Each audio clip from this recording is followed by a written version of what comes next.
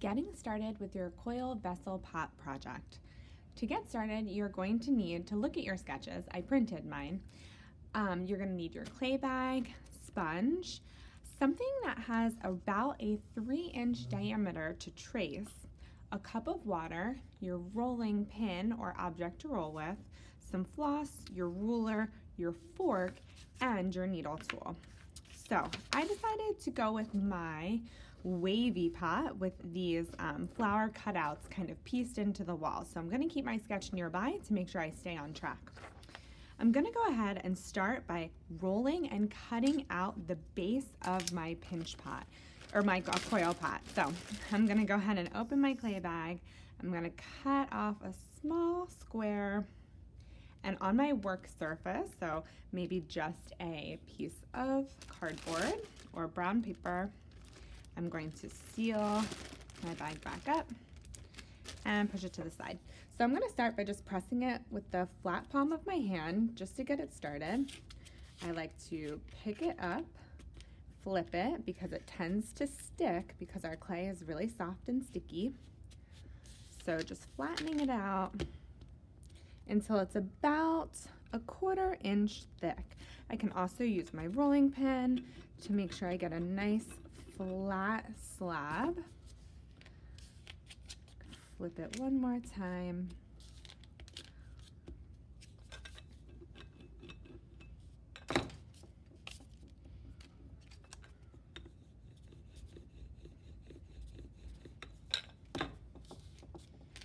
So flip it one more time. If you have those corrugated marks like I do, no worries, you can use your rib tool to smooth it out.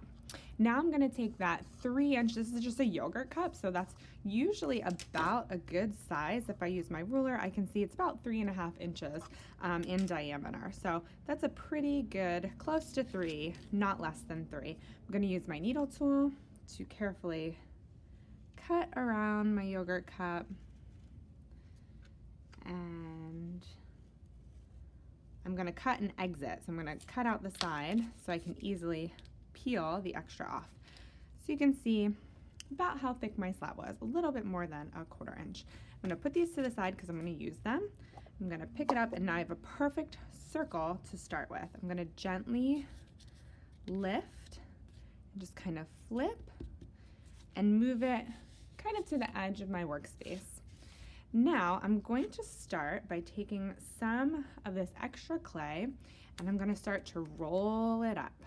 So rolling coils is a love-hate. What you want to do, I often actually roll my coils on something like a flat, smooth surface because sometimes our cardboard or our paper top can make our clay dry out faster. So I tend to roll on a hard surface like a countertop or a table of a desk, something like that. So I'm starting in the center, and I'm making a rocking motion as I stretch the coil out. The goal is to keep it round and to keep it even all the way across. So it's going to grow as I roll and roll.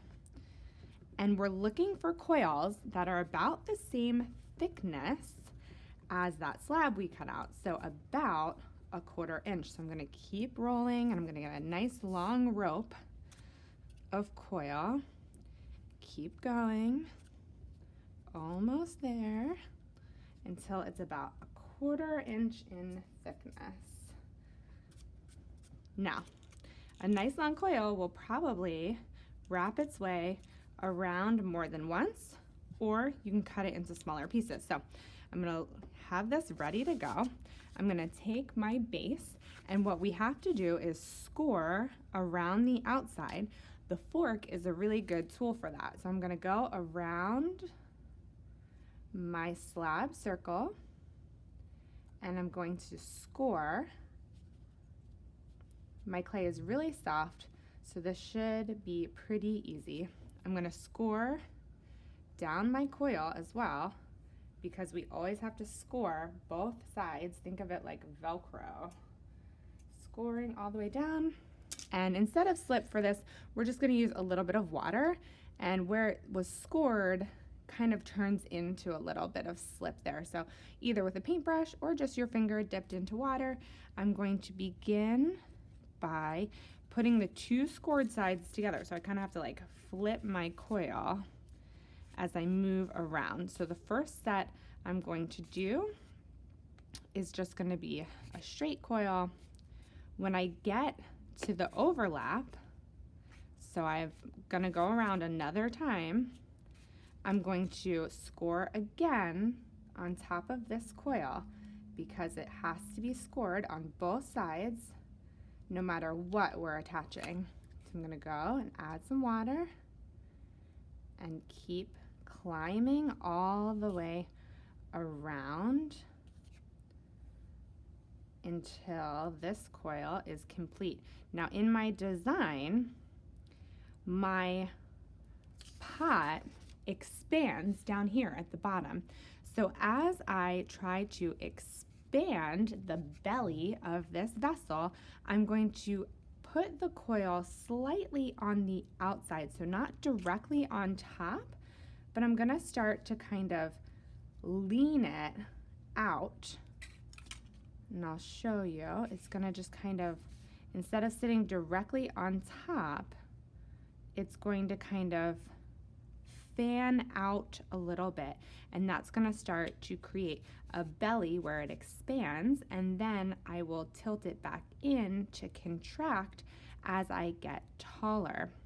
Now that I've attached this one coil, what I want to do is use the back of my popsicle stick to smooth the inside coils. This is going to make my vessel much stronger. So we're only going to smooth the inside, and it's important to do it as you go so that you don't have to worry about reaching all the way down into your pot as it gets taller and taller. So I'm going to continue to smooth out gently the inside coils to make it stronger, and I'm going to continue to expand the belly of my vessel. When I'm ready to add my next coil, I'm going to go ahead and slip and score again. So I already scratched up this surface, a little bit of water.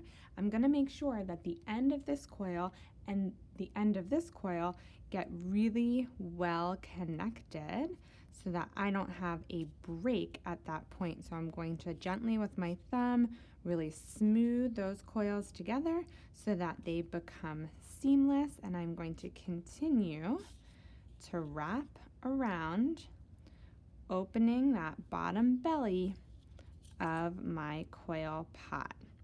Next, I'm going to cut out my detail pieces, those flowers, in some slabs and attach those and show you how I work around them. Make sure as you're continuing to build your coil vessel that the outside remains its coil shape, but that the inside is being carefully smoothed to create a stronger vessel as you grow.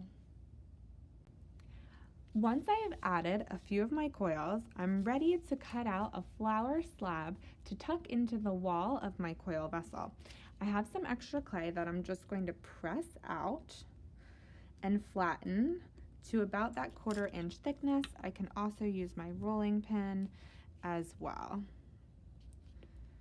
Once I'm happy with it, make sure it doesn't stick, I can go ahead and use my needle tool to cut out a flower slab that I am then going to add to my pot.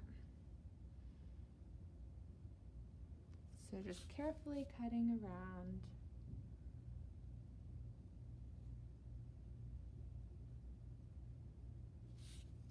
I'm going to cut an exit so that I can easily peel the excess away.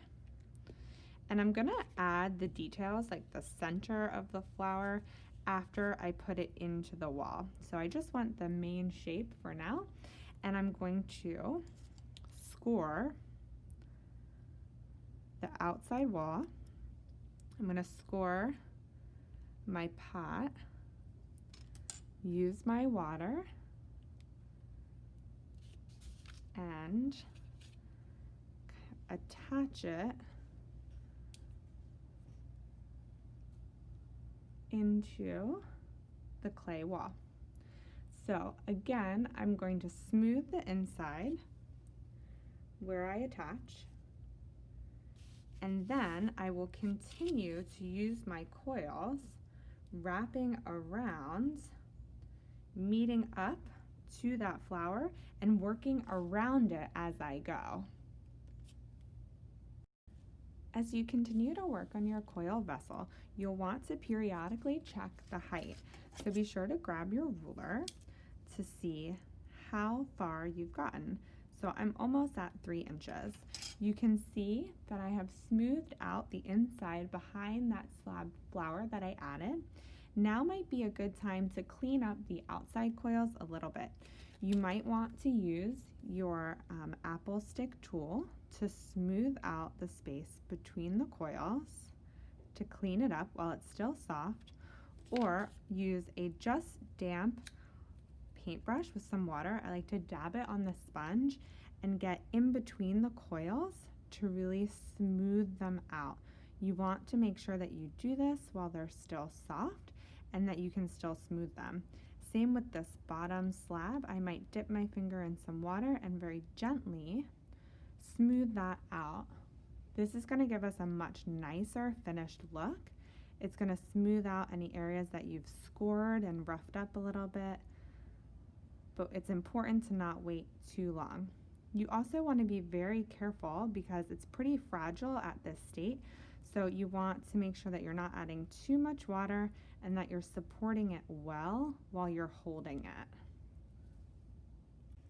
As your coil vessel gets taller, it'll be really important that you're supporting the outside wall with your hand while you use the back of your popsicle stick to smooth out the interior coils.